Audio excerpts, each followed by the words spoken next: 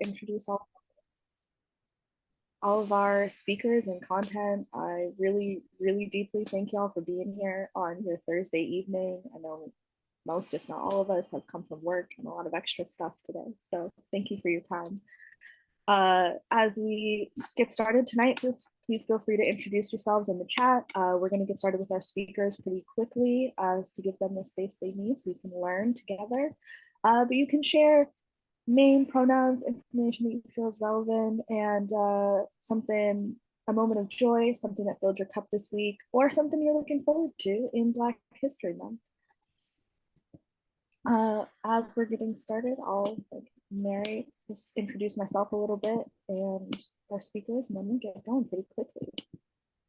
So, as I said, my name is Lena, and I am an educator in Seattle Public Schools. I have the deep honor and privilege to teach both Black Studies and ELA. And I also serve my school's Black Student Union and on our racial equity team. So we'll get started tonight with some background information.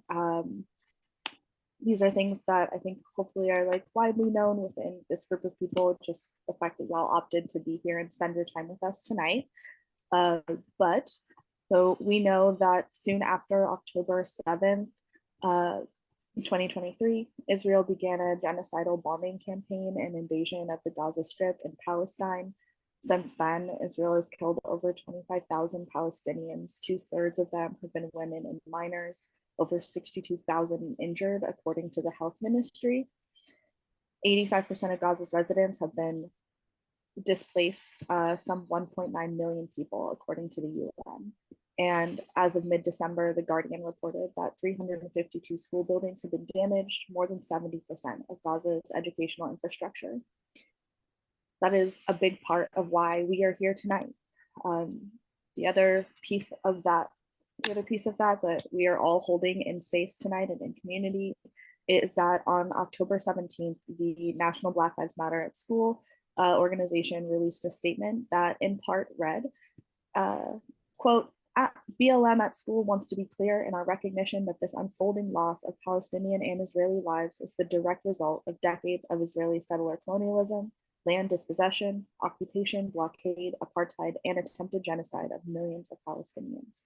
Palestinians are reminding us that decolonization is not a metaphor or abstraction, but requires real daily struggle. Education should be wielded in service of struggle. The ongoing fight to #teach truth in the US must include Palestinian existence, resistance, culture, global contributions, and the ongoing struggle to realize a free Palestine. It also must directly name the ways that US imperialism has fueled and supported apartheid and war crimes. Educators need resources, support, and protection that honor the enduring struggle for realizing Palestinian justice.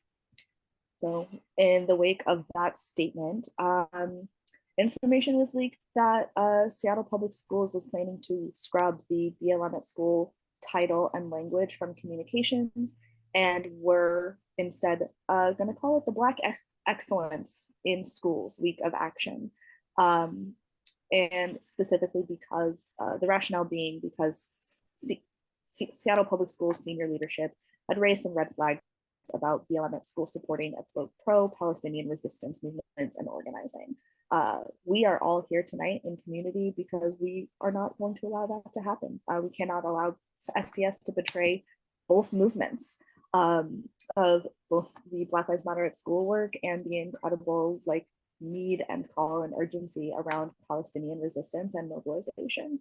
So we're really happy that you are here with us tonight to hear from some leaders and voices, to share your thoughts, your questions, your expertise, your wisdom, your experience, and stand in solidarity together with Black Lives Matter in schools and with our Palestinian brothers and sisters. So thank you so much. Tonight's event is sponsored by WASN, the Washington Ethnic Studies Now, by the Seattle Caucus of Rank and File Educators, and by Black Lives Matter at School. There's been a lot of work by a lot of really incredible people who I'm really proud to be in community with and to be organizing with. So thanks everyone, and especially our panelists, for your time and all the organizing that's gone on behind the scenes for this. It's a labor of love, and I really appreciate y'all. Okay. Before we jump off and I'll introduce people, I want to read the BLM at School statement, and then I'll briefly run through our list of speakers and then pass it off. So the statement that caused some concern and at the district level is one that I hope I can say clearly that we really stand behind unequivocally. The Black Lives Matter at School on October 17th published the following.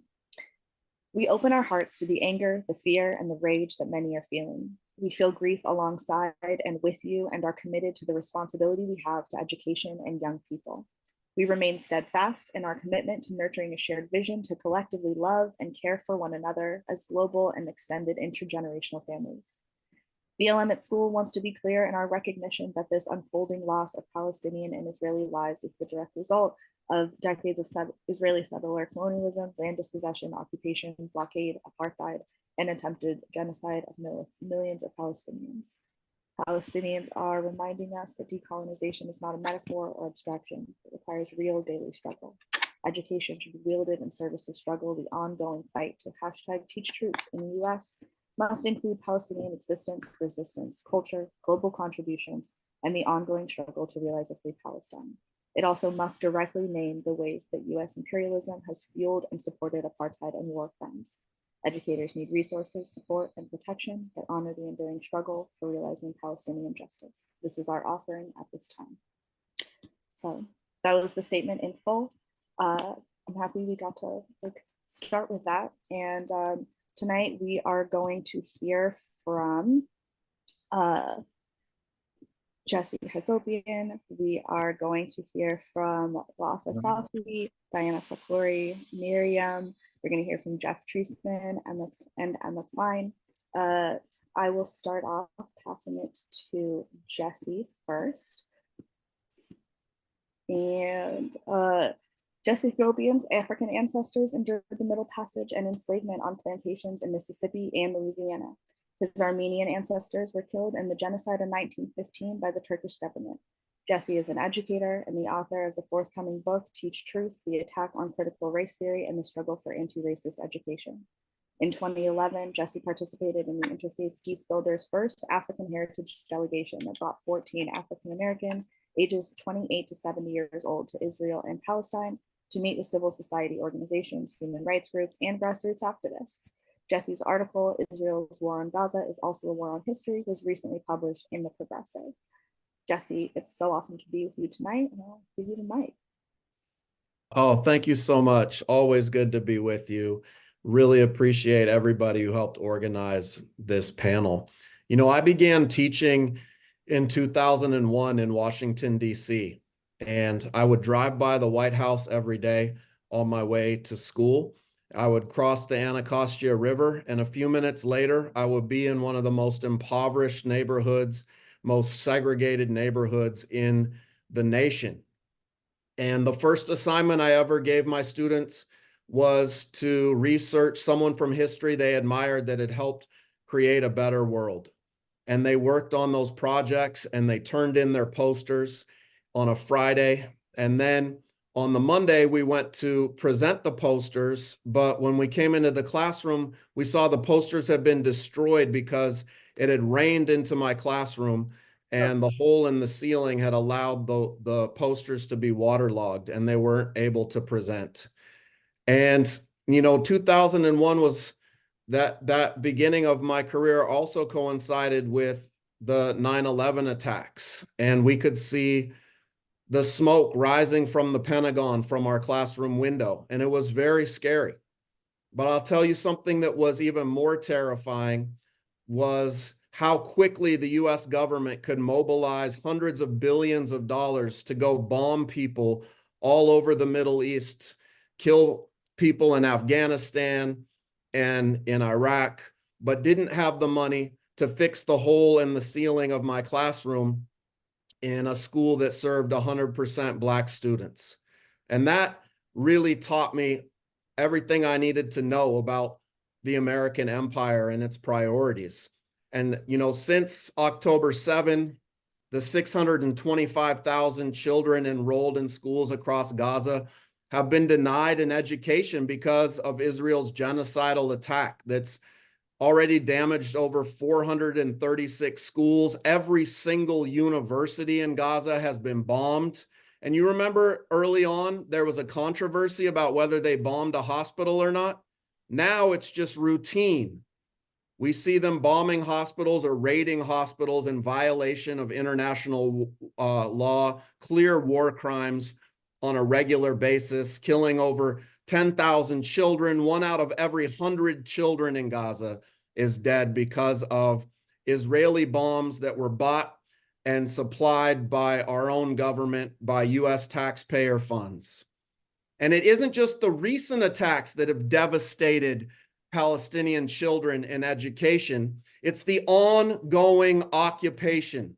Israel is apparently inspired by the American system of schooling and policing that has contributed to the fact that more Black people are incarcerated or under the jurisdiction of the legal system today than were enslaved on plantations in 1850. Right? Israel is inspired by that level of inequality because it has created its own particularly vicious form of the school to prison pipeline. Between 500 and 700 Palestinian children on average are prosecuted in military courts. It's the only country that puts children in military courts, right? And since 2000, more than 12,000 youth have been detained. And since August of 2019, there has just been a massive escalation in Palestinian students being subjected to prolonged and arbitrary military detention, denying them the right to assemble, free expression and association. But I want to say this, in addition to targeting students and schools for destruction, Israel is actively pursuing the destruction of historical knowledge and education. And that's because it is difficult to perpetuate a genocide. It is difficult to perpetuate ethnic cleansing while simultaneously purporting to be a democracy, right, without also controlling a population's collective memory and whitewashing the brutality from its historical record. So I think we need to not only talk about genocide this evening, but I think we also need to talk about epistemicide, right? The destruction of ways of knowing and understanding the world is a practice that sociologist Benventura de Sousa Santos has called epistemicide. And this includes destroying cultural knowledge and anti-racist ideas and frameworks for understanding how to challenge oppression and colonization. And Israel has clearly studied the long and violent history of the US government because it is seen the way the US attacks colonized people and also the way that colonized people struggle for access to systems of knowledge that can help them get free. And there are so many examples of epistemicide in the United States. We can talk about the anti-literacy laws that were imposed on enslaved African people. We can talk about the Native American boarding schools that took indigenous children and put them into schools designed to strip them of their culture and deny them the truth about how they were dispossessed of their land. We can talk about the laws today in the US, right? Now, almost half of children in the US are in a school district where there is legislation that denies them learning the truth about US history and systemic racism. And I went to Israel and Palestine in 2011. And that was the same year that Israel passed the Nakba law that made it illegal to teach about the Nakba in the schools or your money would be revoked. And when we were in Israel, we went to Sderot, which borders Gaza, and our guide took us to the top of a hill where she said that Israelis would gather to cheer the bombing of Gaza every time Israel launched attacks. And when we heard that, we entered the bus, and I was on a delegation with African Americans, Black people who were veterans of the civil rights movement. And these veterans of the civil rights movement, when they saw that apartheid wall, they said, separate will never be equal. And they broke into song, adapting an old Black freedom struggle song, singing that like an olive tree standing by the water, we shall not be moved. It was an extremely moving experience for me to see Israeli apartheid through the eyes of civil rights activists. One teacher, a woman named Gloria, who was a veteran of the civil rights movement, described how when she went to integrate the school in Mississippi in the 60s, the school was surrounded by horseback, and the Ku Klux Klan was on horseback with shotguns. And when she talked about those stories, they really connected with what the Palestinian activists had been describing to us. And when the civil rights activists that I was on the delegation with said that the apartheid they saw in Israel was harsher than what they experienced during the Jim Crow South, I really understood what we were up against. And I'll just end by saying that the best tradition of the Black freedom struggle has always stood with Palestinian liberation. You can talk about the Student Nonviolent Coordinating Committee that put out a statement in solidarity with Palestinians. You can talk about Malcolm X, who did the same, the Black Panther Party, who did the same. And we need to stand in that same tradition. And that's why I'm proud to be part of the Black Lives Matter at School movement that is demanding the right of educators to be able to teach the truth about Palestinian liberation. So thank you for having me. Thanks so much. Thanks so much, Jesse. We appreciate all of the like diverse connections that your various experiences are able to bring to the space. There's so much resonance in the chat, and just so infinite love. I definitely want to like. I'm excited to hear also from Jeff Treisman. Is a retired Seattle Public Schools librarian and Seattle Education Association board member. He's the founding director of the Jewish Comics Library, and Madrik Begvasier. Sorry, I probably mispronounced that. Thank you so much, Thesis. But a candidate with the Society for Humanistic Judaism. He recorded a 3-part interview with Washington Ethnic Studies Now on Jewishness and Ethnic Studies, a dialogue. Part 1 was about the identity of Jewish folks. Are they white? Part 2 is about Zionism and the Jewish question, and part 3 about identity and positionality.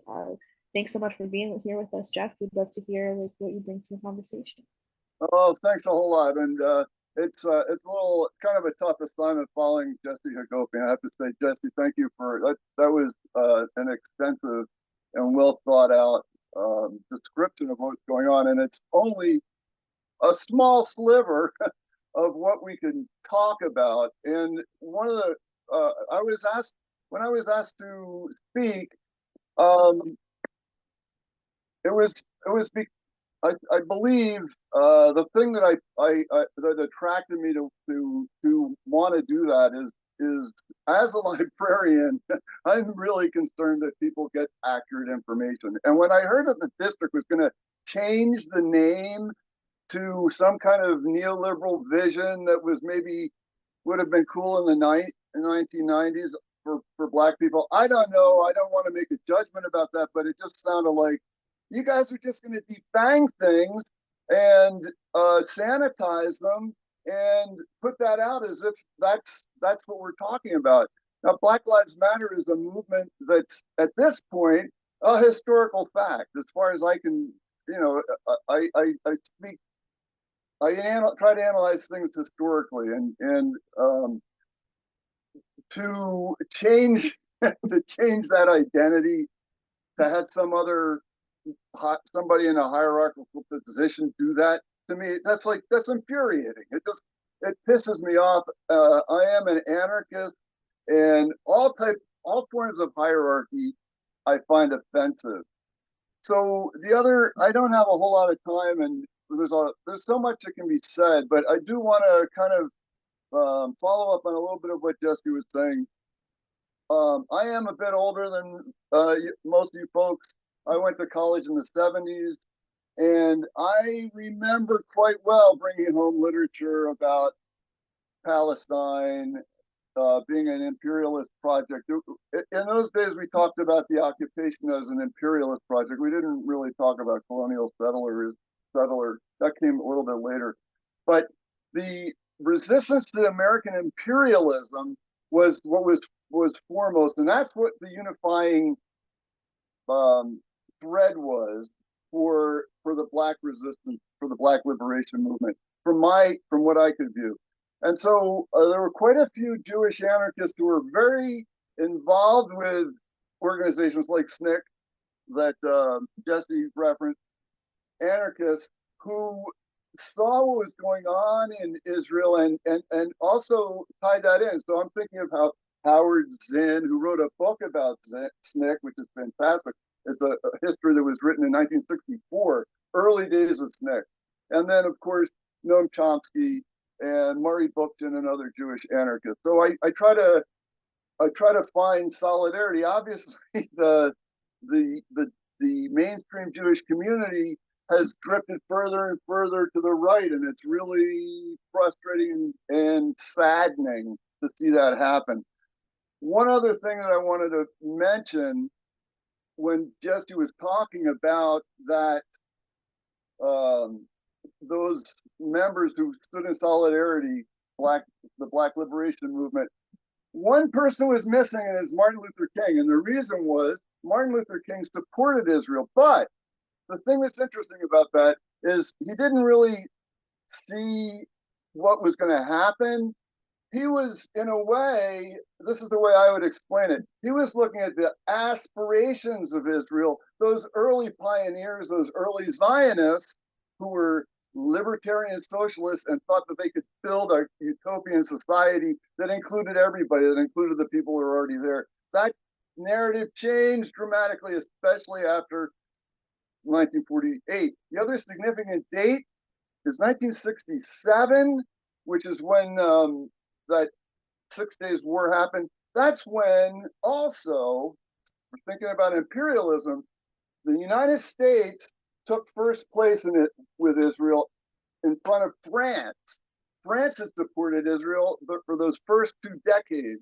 And as they were withdrawing, their empire was shrinking, America's empire was growing. And America stepped in where France had once been. And that's where you see the Vietnam situation is a precursor to, in many ways, to the imperialist desires of the United States. Israel then there's a foothold in the Middle East, and so yes, there's I could go on, and I know I hit my 5 minutes. I think I said enough. Probably raised some questions already. So, Alina, let's go on to the next person. Thank you. Thank you for letting me to speak too. Absolutely. It's good to hear you, and I absolutely think that continuing our threads from what we heard from Jesse, this conversation about epistemicide is like, obviously your role as a librarian and like curator of knowledge and history is really essential in that, and like I can also speak as a like fellow Jewish person. Having our voices in this moment specifically is very important, and our solidarity is key. So thank you so much for sharing the history. And the next speaker I have the privilege to introduce is Emma Klein. Emma Klein is a Jewish Seattle Public Schools educator and parent. Her ancestors fled the pogroms in Eastern Europe and immigrated to New York shortly before the Holocaust. Emma was raised in a secular Ashkenazi Jewish community in Boston. She's been a member of Jewish Voices for Peace for almost 2 decades and has traveled to the West Bank and East Jerusalem twice with American Jews for Just Peace, health, and human rights delegations. Emma is organized with other SEA rank and file members to pass a resolution endorsing the Palestinian boycott, divestment, and sanctions call in 2021, which passed the Representative Assembly with a 90% vote in favor. We're honored to have you, Emma, and thank you so much for your perspective. Can't wait to hear what you have to share. Thank you, Lena. I feel really honored to be on a panel with all these incredible thinkers and speakers and activists. So just a little update on where we are at as far as curriculum distribution and the proclamation in Seattle in support of Black Lives Matter at School Week. Yesterday, after the school day ended, principals received resources to support educators in teaching during Black History Month and Black Lives Matter at School Week. Those resources are distributed at the whim of the principal. Our principal immediately sent it out to us. I was actually in a meeting with her talking about what to do with now that we are, moments away from February 1st and just days away from Black Lives Matter at School Week without any resources or direction or proclamation from the district. And I have to say that providing educators with resources the day before Black History Month and 5 days before Black Lives Matter at School sends a resounding message to families and staff. And the district still hasn't released the proclamation that typically comes at the beginning of January in support of Black Lives Matter at School. So, this is what we have received is too little too late.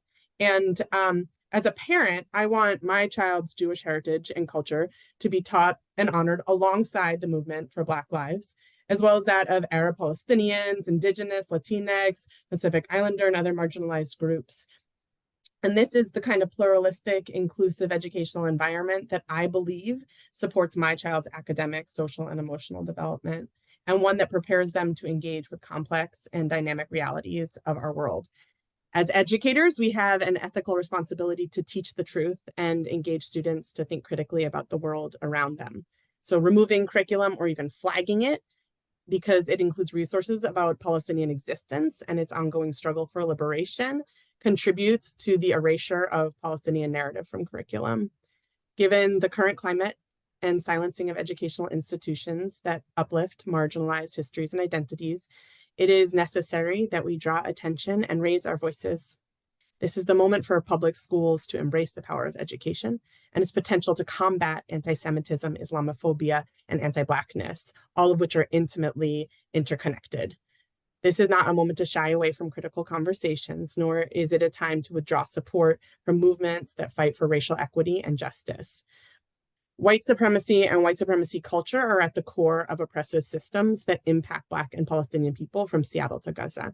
As documented by multiple international and Israeli organizations, including Amnesty International and B'Tselem, Palestinians are living under an apartheid regime. So as Jesse said, this is not just about genocide that has been going on since October 7th.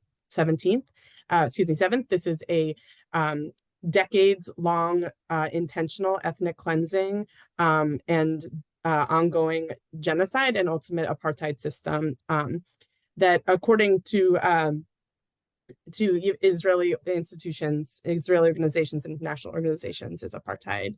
And currently, according to the International Criminal Court, as well as US courts, there is indication, I quote, that the ongoing military siege in Gaza is intended to eradicate a whole people and therefore plausibly falls within the international prohibition against genocide.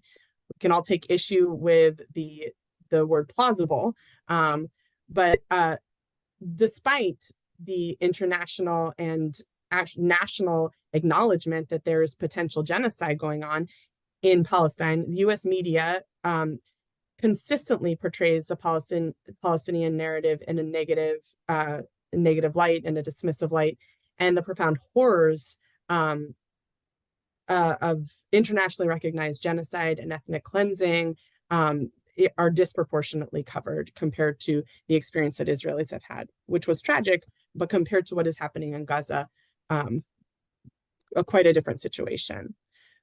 So I just wanted to throw out just some information about how the news is being reported. According to a January 9th Intercept survey of coverage of major US publications, highly emotive language such as slaughter, massacre, and horrific were reserved exclusively for Israelis who were killed by Palestinians rather than the other way around. The term slaughter was used by editors and reporters to describe the killing of Israelis versus Palestinians 60-1.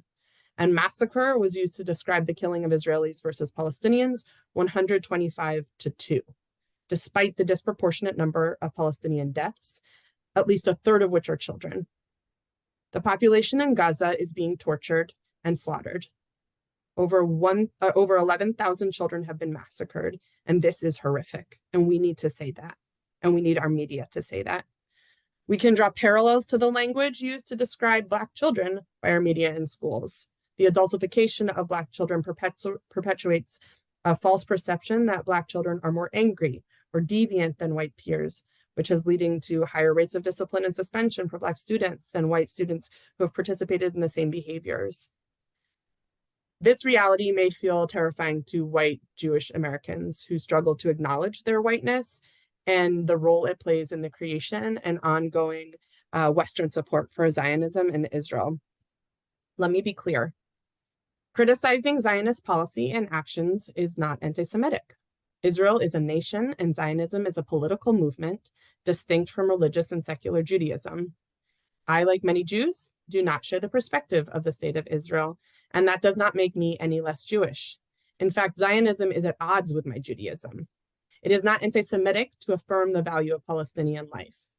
It is one of the key tenets of my Jewishness to hold all life as equally precious and worthy of freedom and liberation from oppression and hate. It is from this place that I stand in solidarity with the Palestinian call for boycott, divestment, and sanctions. Like many movements for liberation from anti-apartheid in South Africa to the civil rights movement in the US to United Farm Workers' Great Boycott, boycott, divestment, and sanction has been a powerful nonviolent tool to resist.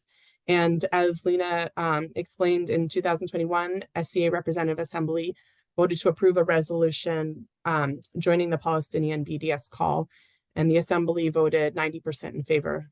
And this resolution is still in place.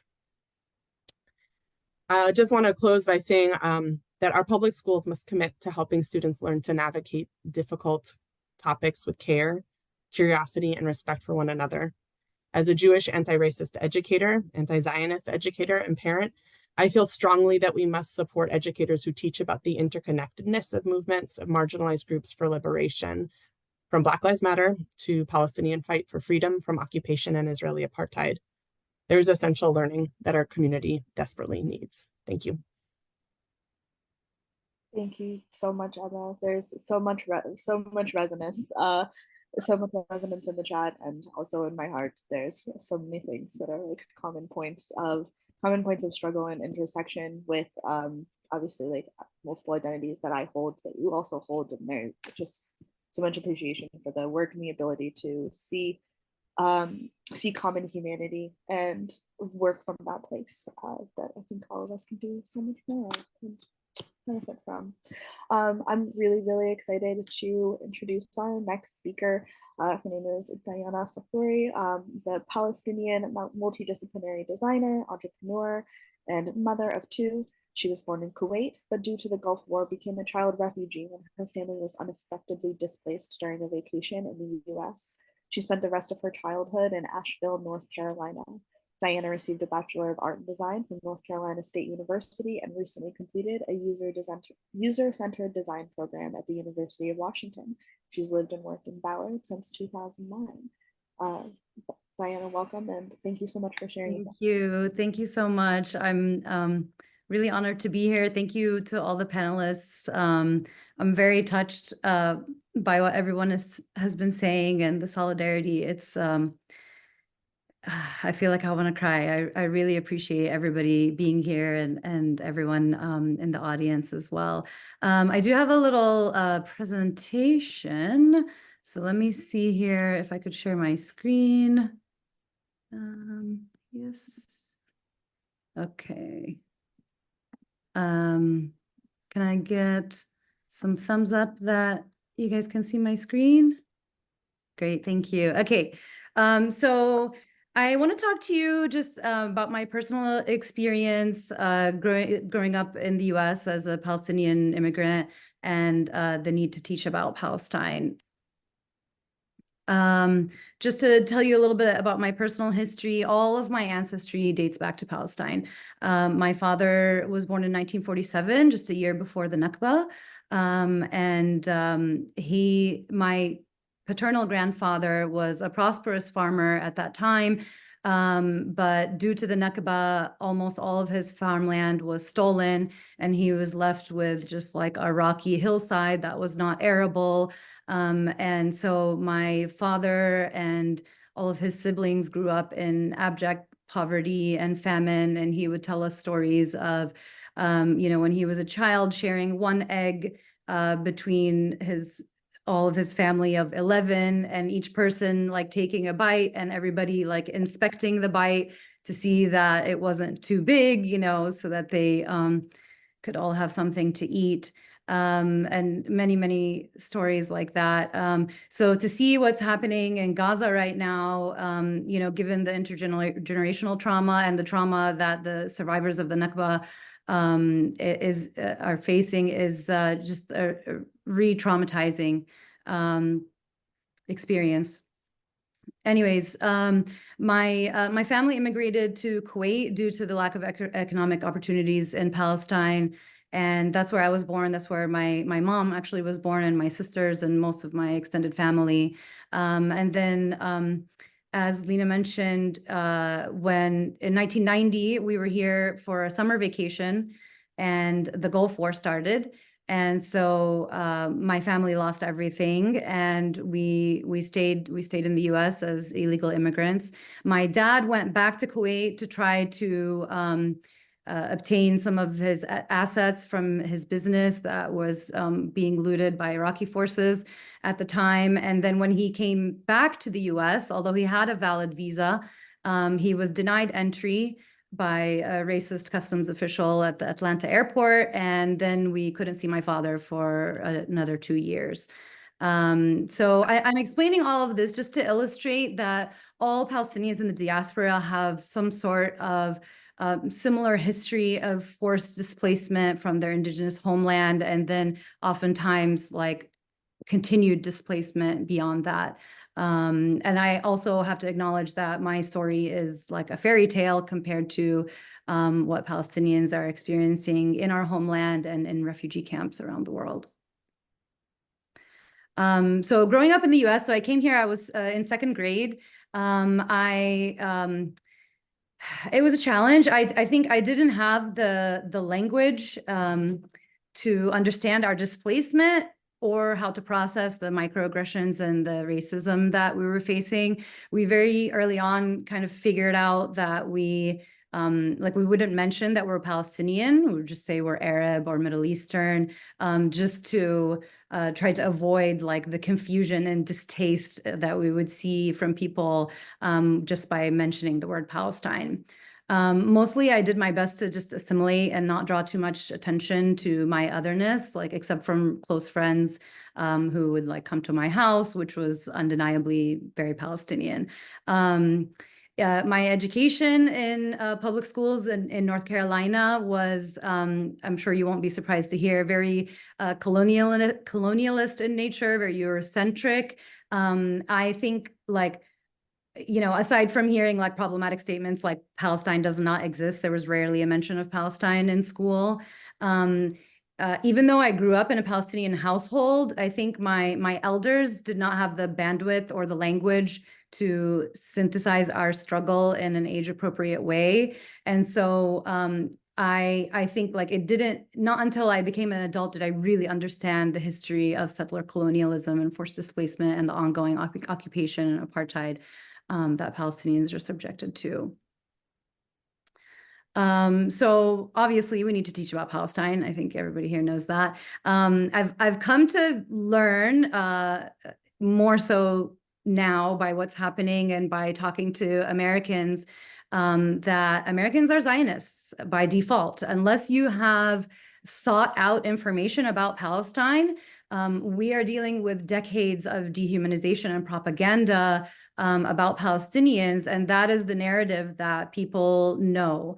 And so I'm seeing very clearly right now that there is a lack of understanding and empathy with the Palestinian people in the general public. And right now in Washington state, there is a bill making its way through our state legislature that would mandate Holocaust and other genocide education, where all of the proposed funding would be going to the Holocaust Center for Humanity. I know that Washington Ethnic Studies Now has convened a multi-ethnic work group of genocide survivors and descendants and other like concerned parents and educators to make the bill more inclusive and to receive some funding to develop the curriculum. So if anyone is interested in joining that work group, please reach out to Wasson about that. Palestinians and allies are facing censorship and erasure right now. I'll just tell you a little bit about what I've been facing. I have been trying to speak to my son's school about teaching about Palestine for a few years. Mostly I've been dismissed. But recently, given the situation, I wanted to go into his classroom. It's a third grade class, and just read a couple of books about Palestine, a couple kids' books, and just put it into context about the genocide and the ethnic cleansing, and that this is my effort at cultural preservation. The school has denied me that access, and they have told me to develop a curriculum and that they will see if they can get it approved by the district. I think that this is further dismissal of my story, and to me, I just saw it as a racist double standard, given that I know that they talked about the Ukraine-Russia conflict. I know that parents of other cultures have gone in and spoken about, their cultures and their holidays and stuff like that. So for Palestinian students deserve representation. Similar to the BLM demand to mandate Black history and ethnic studies, I think like students of all marginalized communities should not have to bear the burden of living and understanding their oppression in a vacuum. Their peers need to develop this awareness and empathy as well. This is a little bit of a shameless plug, but I am part of a Palestinian-led group that is working on advocacy at the state level. I would love if you all could sign our petition. I could drop the link in the chat as well, or follow us on Instagram, because we're going to be talking to legislators on February 20th for an advocacy day, and we really need our allies to show support. So appreciate that. And that's it for me. Thank you. Thank you so much, Diana. Sharing your story and speaking so cogently, being able to tie your family's personal story to our broader shared political struggle and the importance of language to describe reality, and sharing stories can be an important act of resistance and a way to speak truth to power. So I thank you for doing it. I can only assume your children are doing it as well, learning from their powerful mother. And so thank you so much. Our next speaker is Miriam. Miriam is a diasporic Palestinian living and organizing at the intersections of gender justice and anti-colonialism in so-called Seattle. Miriam is a core organizer with multiple grassroots Palestinian liberation organizations who continues to fight for a liberated Palestine so we can all one day return to our homeland. Thank you so much, Miriam. Hello, I'm so excited to be here. And everyone that has spoken before me was so eloquent and they had such important things to say, and I feel so honored to share the stage with all of you. So I'm Mariam. I am an Arab and Swana person. Just a couple things about me. My father immigrated to the US in the 80s from Jordan, and my mother grew up in poverty here in the US. And I grew up in the greater Seattle area. I went to school in Bellevue, went to college at the Evergreen State College in Olympia. And yeah, now I live and organize within Seattle proper. So I thought that I would open up with a personal story about my family back home in Jordan right now. So I went and visited them over the holidays. So I was there not too long ago. And after being in this country since October 7th and beyond, it felt really validating to be surrounded by people who did not question the genocide that's going on so close to them. And for like Jordan is geographically extremely close to Palestine. They share a border. And so my family is like racially, religiously, and geographically tied to what's going on right now. I was lucky enough to catch a story that my uncles were telling about prior to 1967. They would travel with each other from their home in Jordan over to Al-Quds or Jerusalem to pray at Al-Aqsa. And then they would go over to family member's house in Nablus to have Imsahan, and then would drive all the way back to Jordan within the day. And that was, I don't know, that just like really solidified how rough it is to kind of create these fake borders and displace people from land that once was theirs and is ancestrally still theirs. So I'm going to talk a little bit about Palestine as a feminist issue. As most of us know, hopefully, women and gender expansive people are on the front lines of all liberation struggles. And this is because we are the most impacted by our oppressors. The systems of patriarchy, white supremacy, capitalism, colonialism all work together to steal our labor, our power, and our bodily autonomy. Some examples of how and why Palestine is a feminist issue. Palestinian women are forced to give birth to stillborn babies at checkpoints because the ambulances aren't allowed to pass through. And this is a very common occurrence. Israeli soldiers talk about Palestinian women being targets for killing, as they did specifically in the 2009 war on Gaza. And also Palestinians, men, women, and gender expansive folks experience sexualized torture, rape, castration, all under interrogation, which is clearly a human rights violation.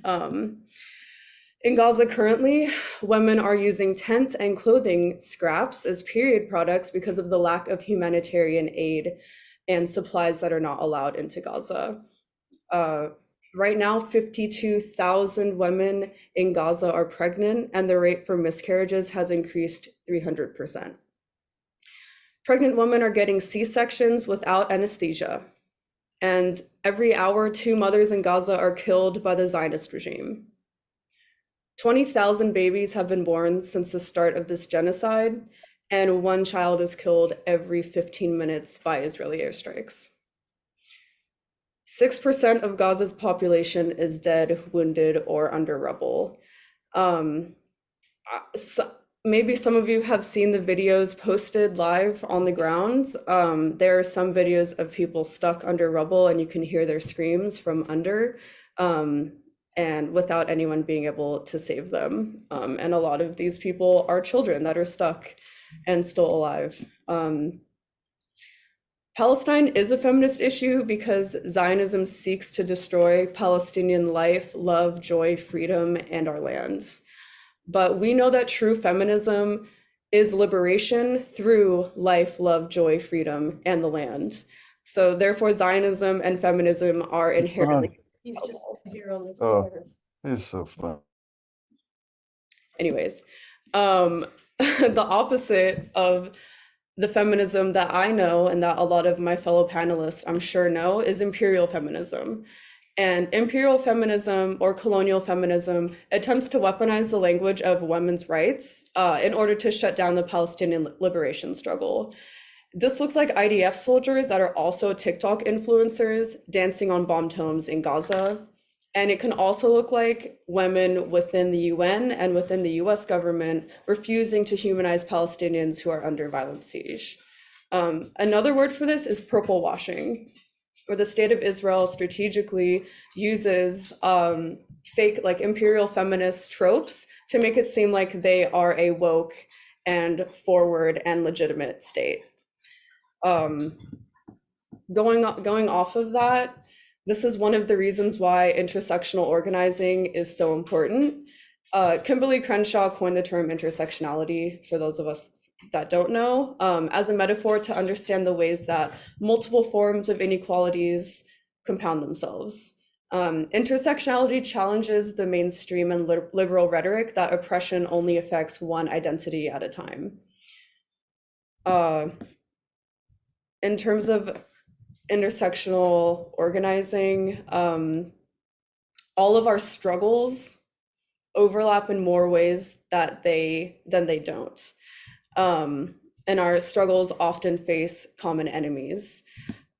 Some common enemies: Western imperialism, capitalism, white supremacy, patriarchy. They all work together. If we were to all work together across oceans and false borders to collectively take down these systems and their consequences, in my eyes, that would be the first step to true liberation. And a very important and stark example of this is the deadly exchange. The deadly exchange is when US police travel to Israel and they train with the Israeli military.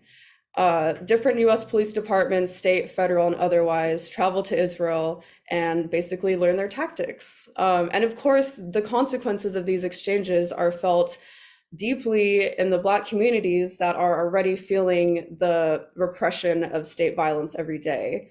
And some US police departments that, sorry, the chat is distracting. Some of the US police departments that are at fault for some pretty high profile murders of unarmed Black men, including the Minneapolis Police Department, the Chicago Police Department, Baltimore, and St. Louis have all exchanged in these police exchanges, including the Seattle Police Department. So this is why our organizing must be intersectional. If our work is only focused on the liberation of one identity, there will be no true liberation. A movement that only works to undo the harm against one type of person will always fall short. And another example of this is, like, Israel is a settler colonial and a white supremacist project. This might be a hot take, but here we are. So I know I'm at time, but I'm going to get into this. The Zionist state of Israel asserts their genocidal racism against their own Black citizens, some of which are Jewish themselves. There are nearly 170,000 Jewish citizens of Ethiopian heritage. And in addition to a lot of Sudanese and African nationals who are refugees. In 2019, Israeli police shot and killed 2 different Ethiopian Jews under the age of 25 within 6 months. And a politician under Netanyahu's political party called Sudanese refugees cancer. So this is another great example of why our movements are always intertwined and why a united front isn't only a good idea, it's a requirement for a healthy and successful movement. And as a lot of us know, a very prominent common enemy is white supremacy. And if we work to dismantle that system here, we can and will dismantle it worldwide. And since I'm at time, I'm going to end there. I mean, go off though, sis. Like, seriously. Thank you for making such important intersectional connections between the like racial, ethnic, and religious and gender identities. Like speaking about the world with complexity and nuance, and also really appreciate you bringing the language of love into our conversation about struggle. Thank you so much for your powerful testimony and your work.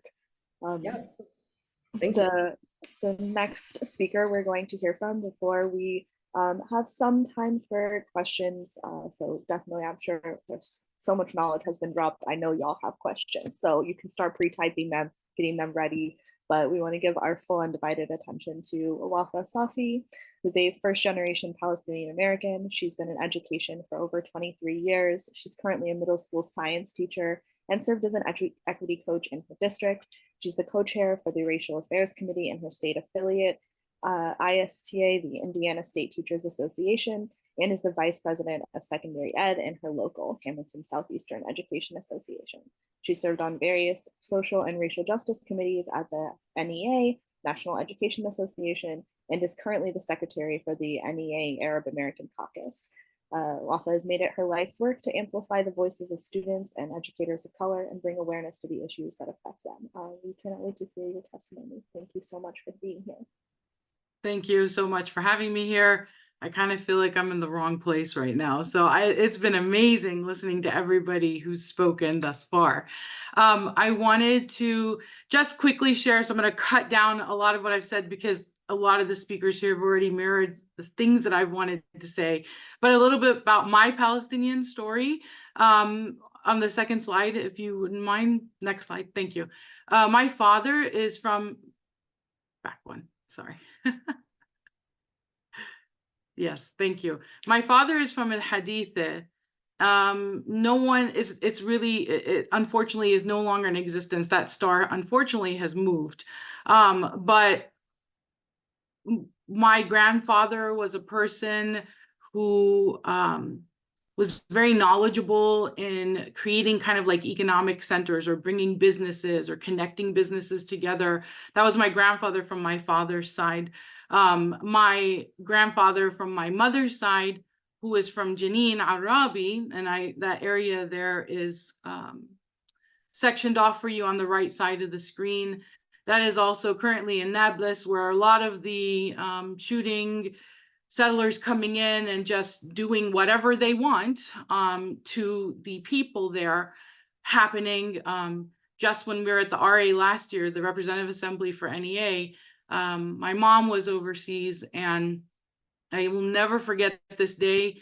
It was maybe a week after she was calling me and checking in. I was checking in with her to make sure she was okay. But a few days after the RA was finished, she called me and she was crying, saying, "I love you," pretty much saying her goodbyes. Because in that time, that is when things were starting to ramp up to what we're seeing today, which is a continuous onslaught of just continuous attacks, unfortunately. And so I don't wish that on anybody. I'm incredibly saddened all the time, just trying to live our lives, just trying to be the teacher, be the positive person, be the mom, be the wife, be everything for everybody. And you have this sadness going just in constant loop, that generational trauma that we all experience. And it's not just us. I see it with my Black students. I see it with my Black colleagues. I see it with everybody. And so it's one of those things that you just can't shake.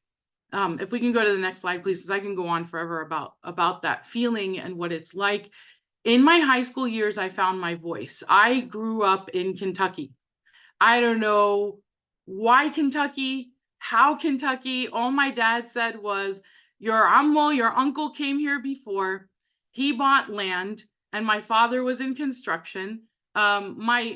Just to back up real quick, both of my parents' families lived and stayed during the Nakba, and they left shortly afterwards. My father's side of the family stayed. My dad left in 1967. So in the 52, 53, my mother's side of the family left. They went to Kuwait. My mom grew up in Kuwait. My dad in 67 went to Egypt. He went to Alexandria to get his education. Then he came here and worked with my uncle. They had a construction company in Kentucky, of all states, because land was cheap. Where I grew up in Kentucky, though, because this is where I found my voice.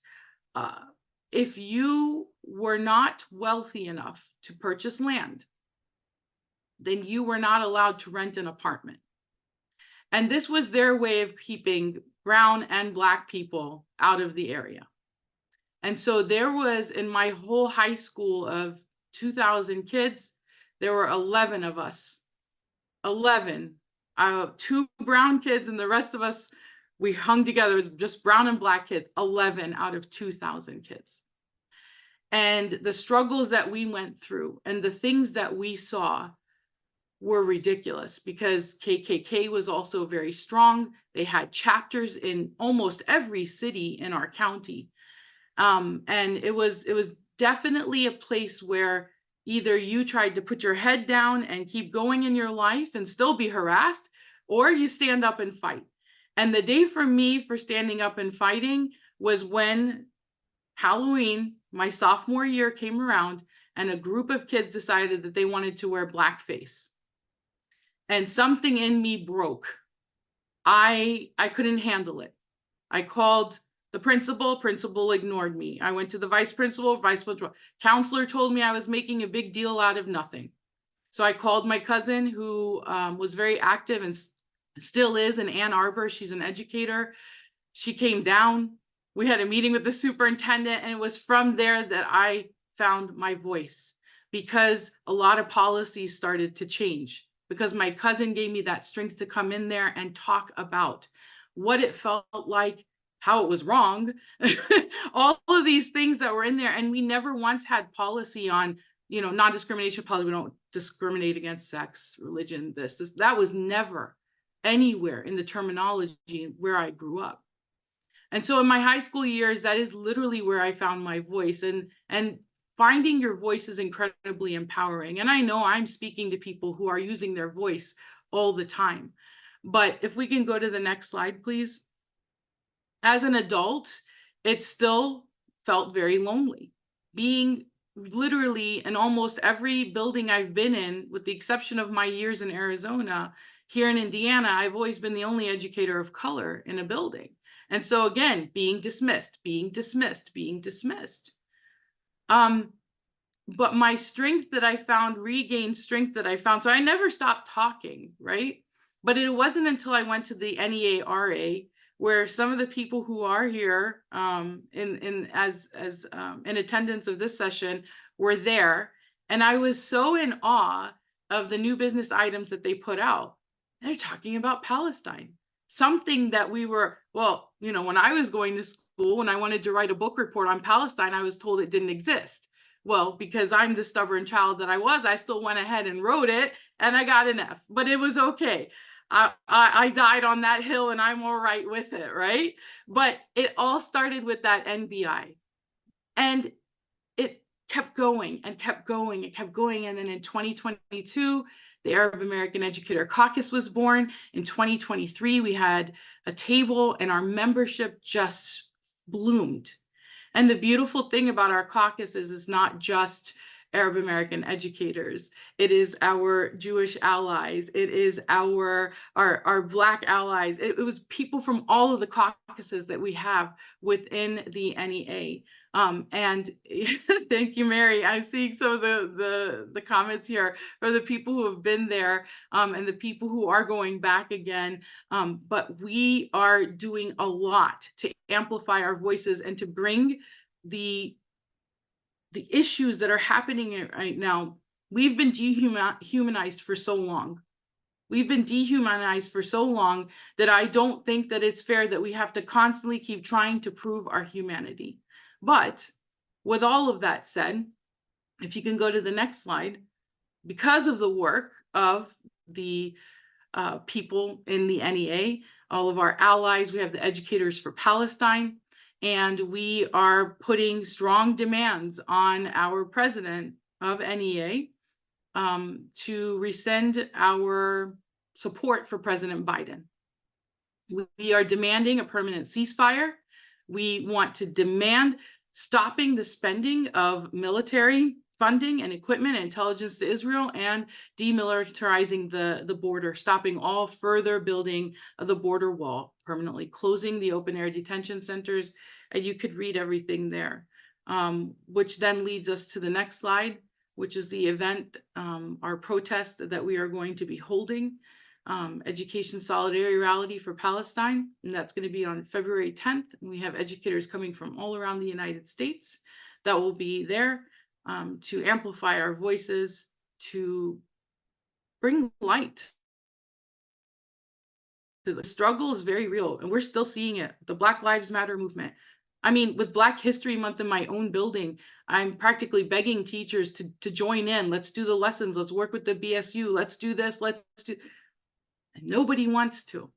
And yet again, we keep doing this. We keep repeating this kind of vicious cycle. And it's time to break that cycle in education.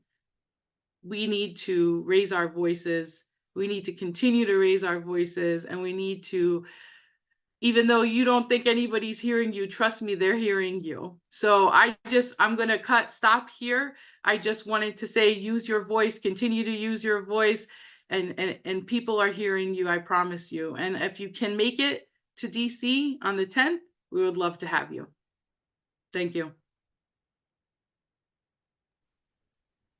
Thank you so much. You are definitely in the right space. Your voice is so needed. And I really appreciate you uplifting the work of yourself and your family, bringing community, providing resources from Palestine to Kentucky to Seattle. You're everywhere. It's a repeated refrain in Black organizing spaces that we keep us safe. And I heard and like, deeply resonated with that in your story. Thank you so much. Wow, okay, y'all, there's so much continued conversation to have. I want to invite people to put some questions in the chat. If you have a general question, I will ask for one of our panelists who feels moved to like either use the Zoom emojis, or you can just unmute and speak if you feel moved to share your thoughts. If you have a question for a specific speaker, please be sure to begin with their name so they can address that. And I know we have a scheduled end time of 7:30 tonight, so we want to be respectful of people's time and also try to get as many ideas in there as possible. Thanks so much for your participation, y'all, throughout the chat. I know that doing this multimodal, like we're listening, we're having emojis, we're replying, we're providing information, we're dropping links, we're citing petitions. Thank you so much.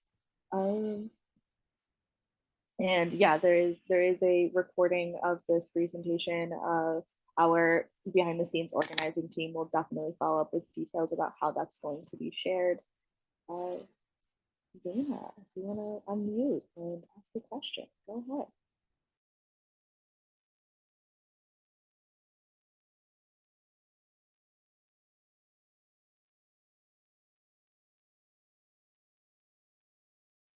Hi, my name is Shraddha.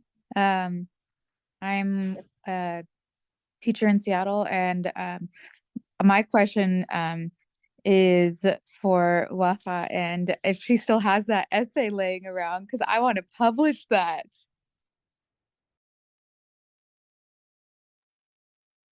Which essay? I have a couple of them. The one you were sharing about the one that you wrote in high school as an act of resistance to people saying Palestine didn't exist. Oh, definitely. I can share that with you. Hopefully, it's that is one I'm working on right now. The one essay I did publish was when I was in elementary school, but how I realized that the world does not care about us, unfortunately. But that was just me. That was a whole different situation there. So I could share that. It's also in the Medium. It's published in the Medium. Awesome. Cool. Thank you so much. I'm gonna uplift Patricia Peterson's question from the chat. How to push back at Seattle schools with their non-recognition of Black lives and support for Palestine. I can say from my piece, speaking as a Black Studies teacher within the Ethnic Studies program, we're rolling out to the board meeting on Wednesday, February 7th, 4:15 p.m. at the John Stanford Educational Center.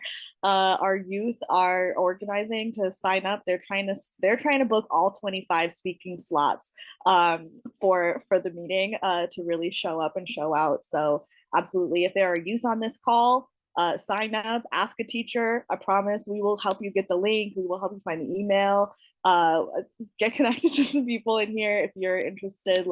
Reach out to any of the organizers on this call, and I'm confident that we will connect you to make sure that you get signed up, that you can speak, that your voice can be heard about the education that you deserve. I would love to constitute if any of our panelists, if you want to just unmute if there's something else that you would like to add in of how people can push back at Seattle schools. Well, I would just say one of the kind of the challenging things about this is that we're combating silence, right? We're combating inaction. And so it can be difficult sometimes to figure out how to organize around that and how to frame the argument. But I think that it is so incredibly important when we recognize that silence is there and call it out. And it was calling it out at the previous school board meeting that pushed the school board to actually move forward with disseminating the resources, however late it was. And there are rumblings that they are still planning to make a proclamation. And so we just need to keep pushing for that to happen. And then we need to call out, like, why did this take so long? And why is this like the status quo that we receive resources for Black History Month and Black Lives Matter at School Week days before we are scheduled to be teaching this content? We need to be training educators in how to present this content. And one thing that was brought up at the press conference this past week was, you know, we know that in Seattle Public Schools, as in many places in the country, the representation of the teachers the educators who are in the building are not representative of the students that they are teaching, which means that we have a lot of white educators who are teaching about Black Lives Matter or teaching about Palestine. And not only do we need to shift who is in front of students and who our educators are in the classroom, but also we need to acknowledge that and make sure that if we do provide resources for white educators, that white educators know how to teach or know how to bring make space open and welcoming for folks to share about Black history that's not coming from white people, right?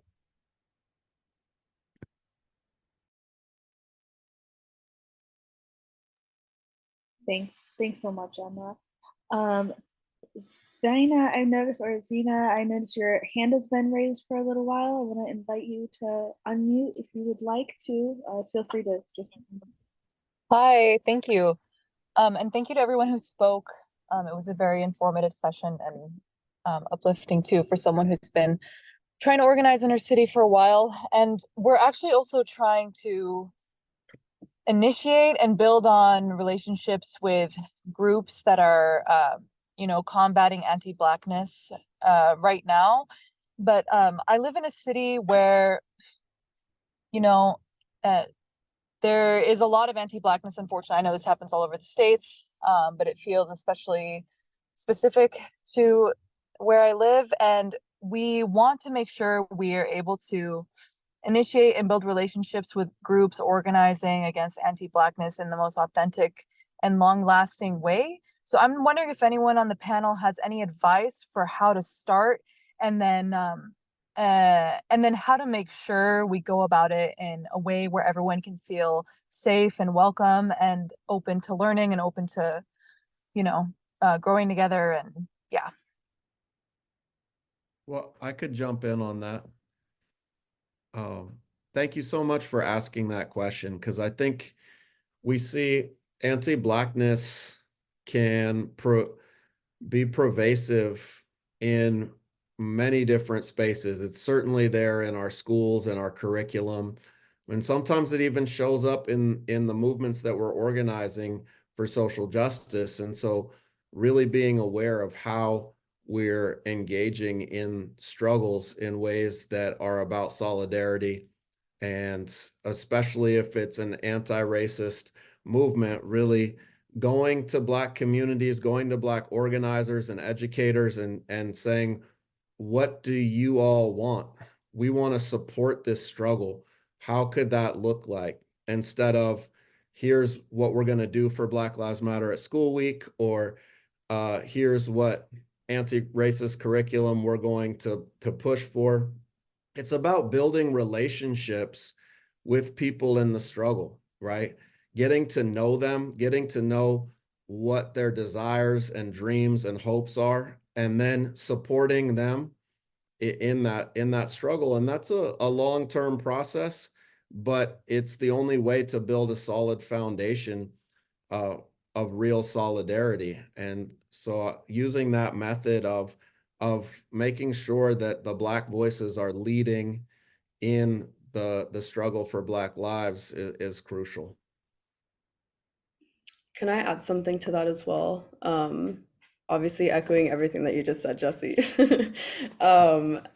And also, like, so much of organizing is trust building and relationship building, and I feel like a lot of that happens on a personal level. So literally just like have a meal with some folks that you're like trying to learn more about, and You know, don't have it be like this transactional, let's have a meal so that we can like do things for each other, but like let's have a meal because we actually care and like love for each other and we want to build with you. Yeah. Might I add just quickly also to this? With everything that everybody has said so far.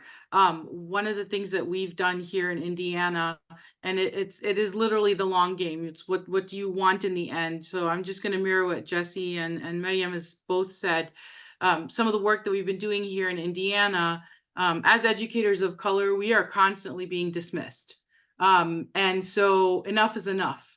And so it just started with a small group of us, and now we are having affinity space meetings throughout the whole state. And those affinity space meetings, we start to organize, and and it's taken years. We've been doing affinity space meetings for the last 3 years, and we are just now starting to see the fruits of our labor. We don't give up. It is a lot of hard work. But it is a lot of meetings. You gotta have a lot of trust building that's happening there. And those of us who are in the association, we are dues paying members. And so therefore, these things should be allowed and available to us also. And from there, we've been able to reach out to a lot of the different community groups, and we've been getting support from them. So it does take a while. Don't give up. It'll start out small, but I promise you, once people start to trust the work that you're doing, it will spread like wildfire.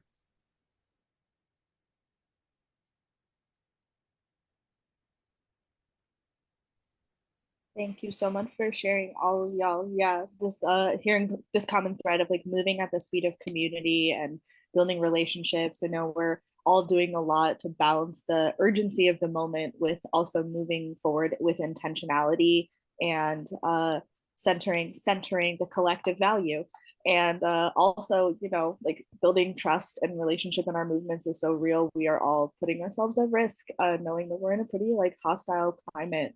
It's not Obama is definitely not in office anymore, and you know there were criticisms there too. I feel like I can say that in this group. But yeah, moving at the speed of the community, knowing you know COINTELPRO is out there, so building trust and solidarity and like speaking to where we are is really really important. I love that. I'm gonna pass it to Jesse, and then we'll have another question. Sure. Yeah.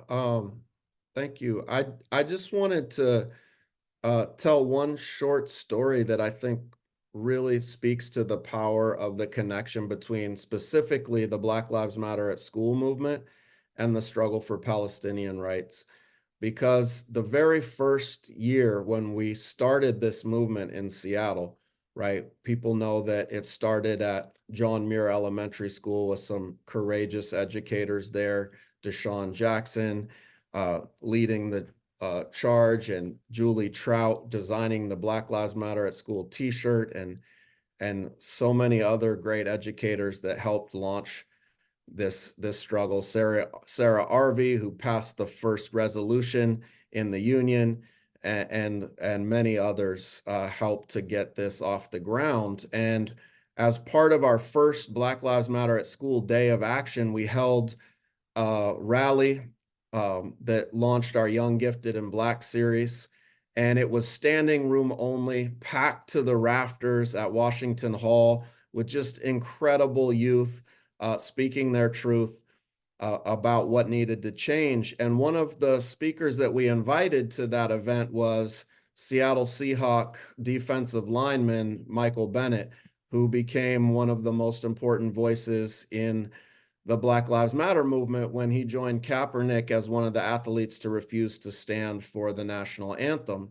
And it was only weeks after that event that I discovered that Michael Bennett was scheduled to go to Israel to play in a football game in front of Netanyahu and Donald Trump to signify the solidarity between the nations. And I was terrified. I was so excited that we had someone with Michael Bennett's platform that was going to be speaking about Black Lives Matter at school. But then when I saw this, I was really worried that that would no longer be possible, that we couldn't work with somebody who was going to be supporting that. And when I was able to explain what I saw in Palestine and how the Black delegates on my delegation to the West Bank and to Jerusalem and Israel talked about how the apartheid in Israel being worse than Jim Crow segregation that they experienced, you know, Michael decided he needed to learn a lot more. And, you know, I'm grateful for all the Palestinians that spoke to him, and also people in the Black freedom struggle like Angela Davis, who contacted him. And, you know, through that organizing effort, Michael dropped out of the delegation. His brother was also in the NFL and was slated to go to Israel and play that game. He dropped out. Half the delegation dropped out and they could no longer play that game. And it was just such a great victory for the BDS movement and a connection between Black Lives Matter at school and the Palestinian struggle. Thank you so much, Jesse. It's important to uplift those examples of the intersectional solidarity, and again, people being willing to take those risks and like stand in the line of fire for what is right. We have because 7:26, so there were, I want to hear from each of our lovely panelists once more, and as y'all are taking a minute to close out, share ending thoughts for our group, last nuggets of wisdom. The two lingering questions that people had were advice on talking to the school district about addressing this, and also resources for people who are getting doxxed, educators who are getting doxxed, or supporting colleagues who are getting doxxed, if somebody feels that they can speak to those. And also just hearing each of your voices once again.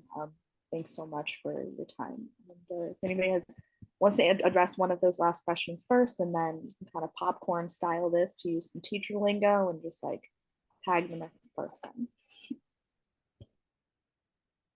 I feel like the work of the state and like the work of repression and like all of the oppressive powers that I mentioned a while ago, like one of their tactics is like telling us that our movements aren't intertwined and that our enemies aren't common. We actually have nothing in common with each other, and that we're stronger as individuals, but like we all know that collectively we're a lot stronger. So if you ever hear someone or you read something that tells you different, really question and analyze that, because in the end we have way more things in common than we don't. So that's all.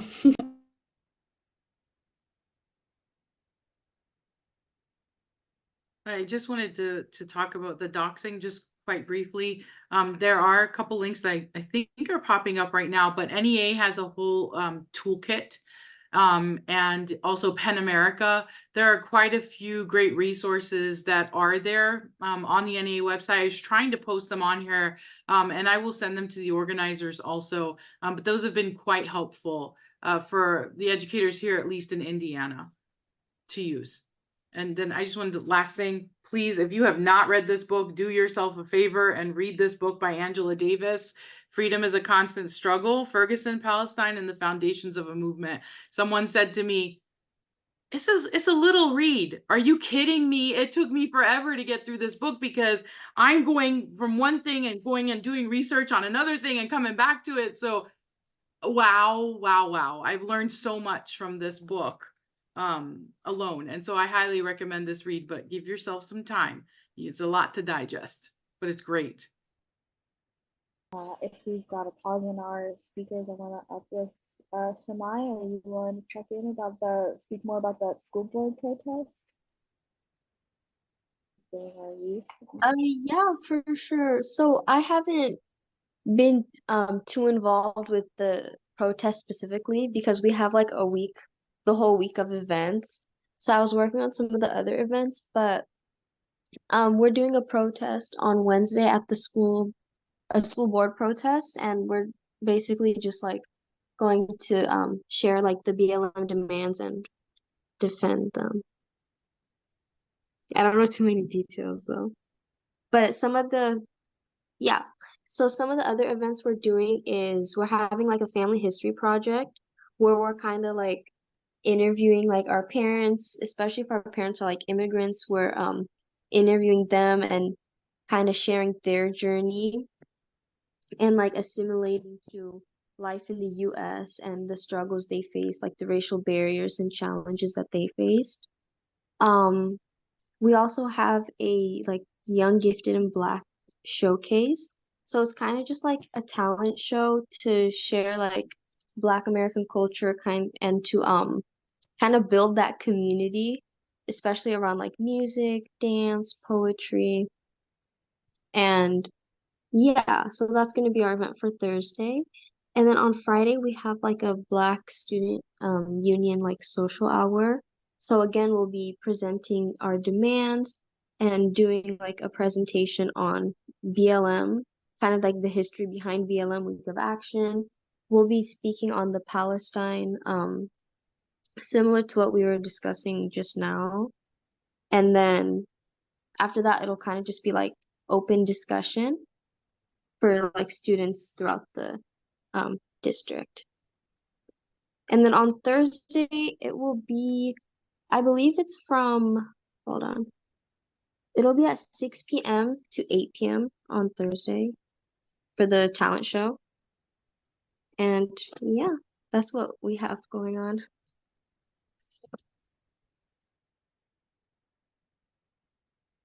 Thanks so much, Samaya. I know that Samaya is part of the NAACP Youth Council here in Seattle and does a lot of incredible work. Thank you so much for your continued advocacy and energy. Thanks so much, y'all. It's 7:33, so if to be just being sent, you know, I know some people sometimes you're like, I don't want to leave, but if you need to leave for yourself or your family, like please feel free. But also, if our panelists are happy to stay on and answer more questions or give thanks, gratitude, something you learned from today, we just really appreciate everyone's time. Yeah, and continued energy on so many important fronts. As was shared many times tonight, our solidarity and is what keeps us safe, and I think is ultimately why we're going to win. Yeah.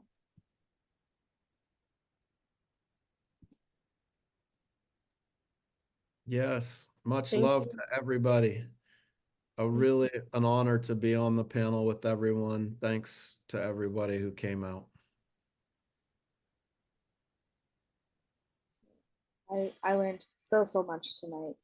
Yeah, everybody who organized in the background and is doing like facilitating and tech stuff. Big shout outs. Thank you for the support. It allowed me to be, at least from my perspective as the MC, allowed me to be much more present, not trying to manage so many things. So I appreciate the sharing of the work, many hands to make this all have come together.